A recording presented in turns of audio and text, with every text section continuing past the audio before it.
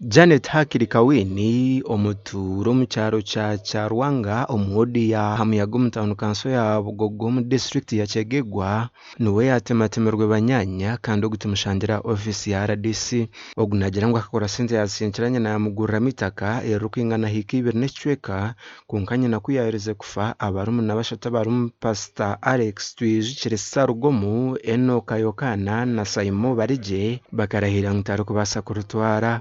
Itakeryo kakora sente zanje nazisindikira mama yangurira mitaka itakeryo na wakataho nko wabiraruho no wakozire ndagana ruho no wangurize kibanje cyaruho kandi na chaimanirozi yo waritire mu stamp ari era no buna yesirara disabo bona kambaresire bona bakaba bariho bakugamba itakeryo kunari guzire itakeryo kandi ryo mazina ganje na mama nangwa no muri ba braza hino watireho mukono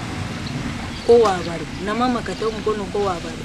ibyo byona n'abadisi bari kuja bakabireba kana nabangurize na wakari shogani bamwita kabuyari kaso ogu enshonga kazwara mu office ya RDC bashara mungu agenda kore sita kariye okuyagire kutandika kore sita kariye nuko barumuna kumushangayo bakamutematemo mu mutwe umugongo amaguru ne mukono chimpakaza pingo murundi gumwe kiri cya katano ebiro mukaga nagaruka ebiro mushanju nashanga abana bantetereriza haci amusiri uba leta barije Simon niwe nashanjireho ari kusahasaho Pastor Alex Sakaryo wa mama ntegerize na Enoka Domoro kuna ikira musiri nashanga umwana ari kusahana muzanti kandi nenci uryo mu kibira cyanje kaze gambira sho kuwaronde nkomo kuna iniza kuzo wishe ishe agira mu muhame ngubwo yizire mu muhame na Pastor niho yizira yiruka Pastor Sarugoma Alex yijariruka no wabira hinjira ruguru Domoro ariwe Enoka banyirukaho na toro mukikuro bareta nyina nsabo kunagire kwetera umunju nashanga bakingireho umuhoro go misho bakaguntera ndi kuruga muryango batandika kuntematemero mukahinga Nichigambwangu na nyina takafire akasiga yakore sobora go bwandikirwe probation officer ninga showa office y'ebyamakana bana borukubereka ngwita Kernel ya Kawini konko y'byamaka kuyagire kushomo buragwa babu mwaka turkurufu ngendayo nekiramu ubona genzireyo ikibasomera abaho bakora akavuyo umutabani wo makinja kuraho ayukanacyo cyo kanageze kwetegereza Swaibu chairman w'Sesri akabari mu rukwe w'ebintu byona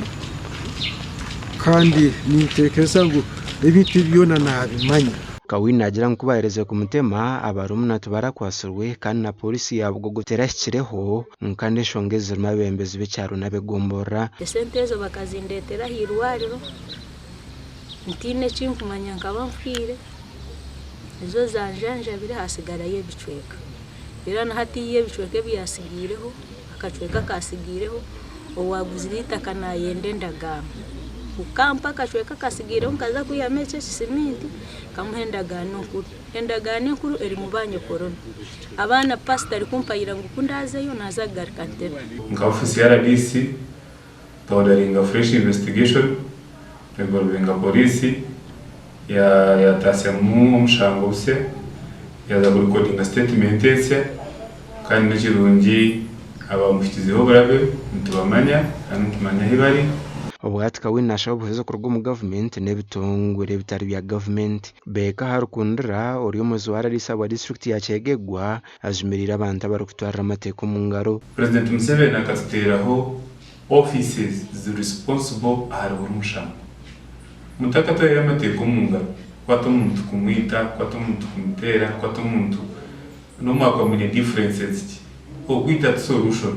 zakugiranti polisi ngira murondeze amajuta eyo wite yabo neze kubakwata murebo kundi ekisimiti